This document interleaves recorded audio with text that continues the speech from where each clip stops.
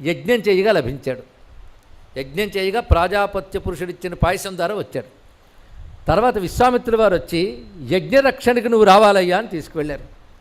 అయితే ఎవరైనా యజ్ఞం చేస్తూ ఉంటే అలా రాముడు వెళ్ళిపోతాడా అంటే, లోకక్షేమం కోసం చేసే యజ్ఞానికి లోకాన్ని పాలించే క్షత్రియుడు వెళ్ళవలసిన ధర్మం ఉన్నది. కనుక మేము లోకక్షేమం కోసం యజ్ఞం చేస్తున్నాం, రక్షణకు నువ్వు రావాలి అంటే ఆయన ఎంచుకున్నదే రాముణ్ణి. అన్నాడు దశరథుడు, నేను వెళతానన్నాడు. నీతో పని ఏముంది, నాకు రాముడే కావాలన్నాడు. ఇక్కడ అంటే ఒక మిష, అది అంతే. యజ్ఞరక్షణ అనేది మిష. దానితో తీసుకువెళ్ళాడు. అంటే ఎక్కడికి తీసుకెళ్ళాడు? యజ్ఞరక్షణకి. యజ్ఞం వల్ల కలిగిన రాముడిని యజ్ఞరక్షణకి తీసుకువెళ్ళాడు.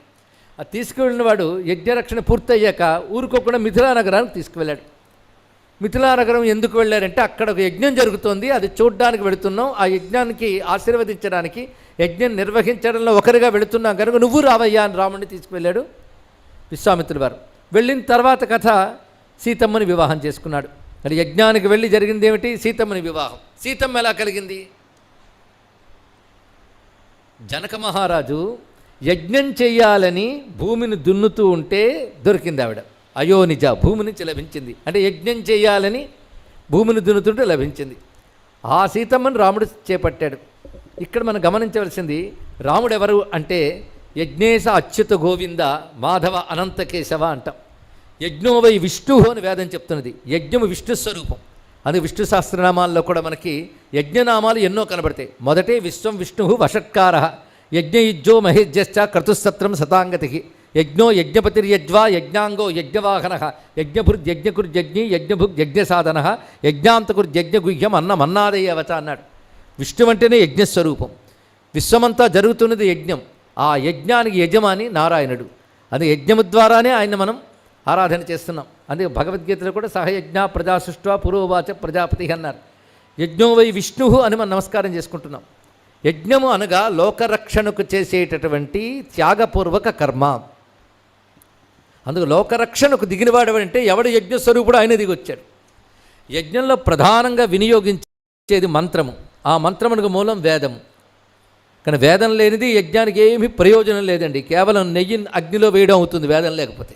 కానీ వేద మంత్రము ద్వారానే యజ్ఞం జరుగుతుంది. కానీ యజ్ఞం విష్ణువైతే వేదము సీతమ్మ.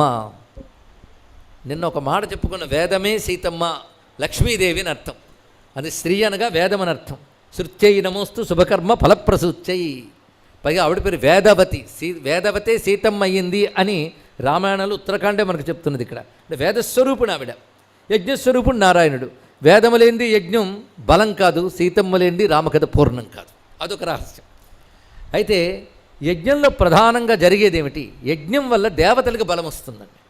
అలా బలం పొందిన దేవతలు జీవులను అనుగ్రహిస్తారు. ఇది యజ్ఞం యొక్క స్వరూపం. ఆ దేవతలు ఎవరు అంటే, ఆ దేవతల అంశలే వానరులు. సుగ్రీవుడు, హనుమంతుడు మొదలైన వారందరూ దేవతాంశంభూతులే కదా. నలుడు, నీలుడు, గవయుడు, గవాక్షుడు, మైందుడు, ద్వివిధుడు, వీళ్ళందరూ ఎవరు? దేవతాంశంభూతులు. ఈ విషయం బాలకాండలోనే చెప్తాడు, ఏ దేవతాంశ ఏ వానరుడుగా వచ్చిందో. కానీ దేవతలందరూ వానరవీరులుగా ఉన్నారు. దేవదేవుడైన యజ్ఞేశ్వరుడు నారాయణుడు రాముడై వచ్చాడు. వేదము సీతయ్య వచ్చినది. అందుకే దేవతలకు బలం ఇచ్చేవాడు. ఈ దేవతలందరినీ కూడగొట్టుకుని వెళ్ళింది ఎవరి దగ్గరికంటే యజ్ఞద్రోహులైనటువంటి రాక్షసుల మందికి వెళ్ళారు. యజ్ఞద్రోహాహ అని వేదంలో ఒక మాట ఉన్నది. యజ్ఞద్రోహులు. యజ్ఞం అంటే ఏం చెప్పుకున్నామంటే అర్థం, లోకరక్షణకై చేసేటటువంటి త్యాగపూర్వక కర్మ యజ్ఞం. యజ్ఞద్రోహులు అంటే లోకరక్షణకి విరోధులైన వారు. వాళ్ళకున్న తపస్సు కానీ బలం కానీ లోక కంటకలుగా ద్రోహంగా వాడినటువంటి వారు రాక్షసులు. వాళ్ళెవరు? రావణాదులు. మొత్తం కథ ఇప్పుడు మీకు తెలిసిపోయి ఉంటుంది. యజ్ఞమే రాముడై, వేదమే సీతయ్యై, యజ్ఞములు ఆరాధింపబడే దేవతలందరూ వానరులై బయలుదేరి యజ్ఞరక్షణ మిషతో వచ్చినవాడు వేదరూపుడైన సీతమ్మని చేపట్టి యజ్ఞద్రోహులైన రాక్షసులను సంహరించాడు. ఇది మొత్తం రామకథలో ఉన్నటువంటి వైశిష్ట్యం అండి. అది యజ్ఞస్వరూపం కనుకనే మరి యజ్ఞంలో ప్రధానంగా ఒకటి ఉండాలి, అగ్ని. మొత్తం రామాయణం ఒక యజ్ఞమైతే హనుమంతుడు అగ్నిస్వరూపుడు, యజ్ఞాగ్నిస్వరూపుడు. రుద్రో ఏష యదగ్ని, వేదంలో మంత్రం ఇది. మనం రగులు కొలిపినటువంటి అగ్ని రుద్రుడేనయ్యా అన్నాడు. హనుమంతుడి గురించి చెప్తూ ఒక మాట చెప్పుకున్నాం. హనుమంతుడు ఎవరి పుత్రుడండి? వాయుపుత్రుడు కదా. వాయువు గురించి చెప్పేటప్పుడు ఉపనిషత్తులోకి వెళితే, ఆత్మన ఆకాశ సంభూత ఆకాశాద్వాయు, మొట్టమొదటిది పరమాత్మ, తర్వాత కలిగింది ఆకాశము, ఆకాశం నుంచి వచ్చిందేంటి వాయువు, వాయోరగ్ని, వాయువు నుంచి వచ్చినవాడు అగ్ని, తెలుస్తున్నది కదా.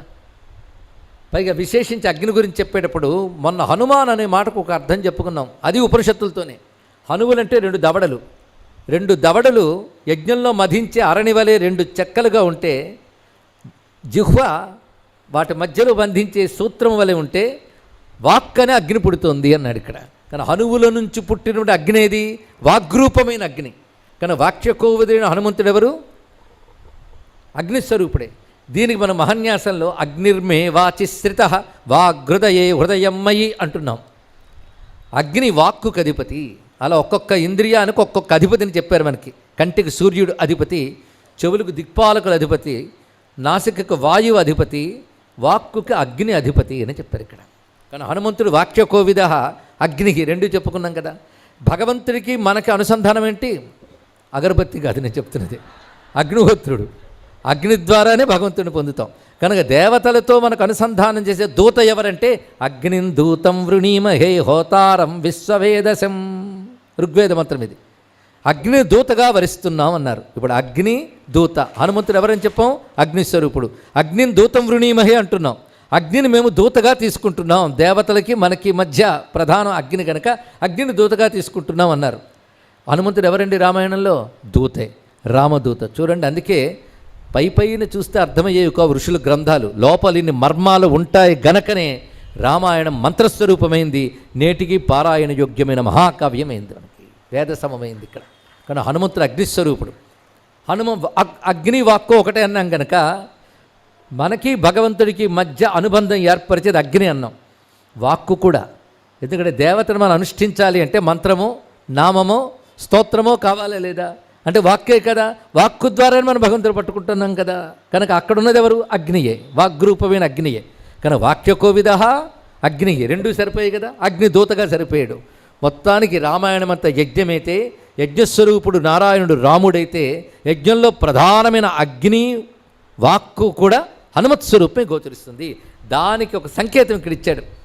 హనుమంతుడు చెప్తున్నాడు, ఎలాగ ఆహుతులు తీసుకుని అగ్నిహోత్రుడు వెళ్ళి ఇంద్రుడికి ఇస్తాడో అలా నిన్ను తీసుకువెళ్ళి రాముడికి అప్పచెప్తాను అనడంలో ఉన్నటువంటి మర్మం ఇది. ఇలా ఒక్కొక్క చోట వాల్మీకి మనకి సజెస్టివ్గా ధనిప్రాయంగా అందిస్తూ ఉంటాడు. మొత్తానికి ఈ మాట చెప్పగానే ఒక్కసారి సీతమ్మ ఆశ్చర్యంగా చూసి, కథం వా అల్పశరీరస్త్వం మామితో నేతుమిచ్చసి, ఒక్కసారి నిన్ను నువ్వు చూసుకున్నావా?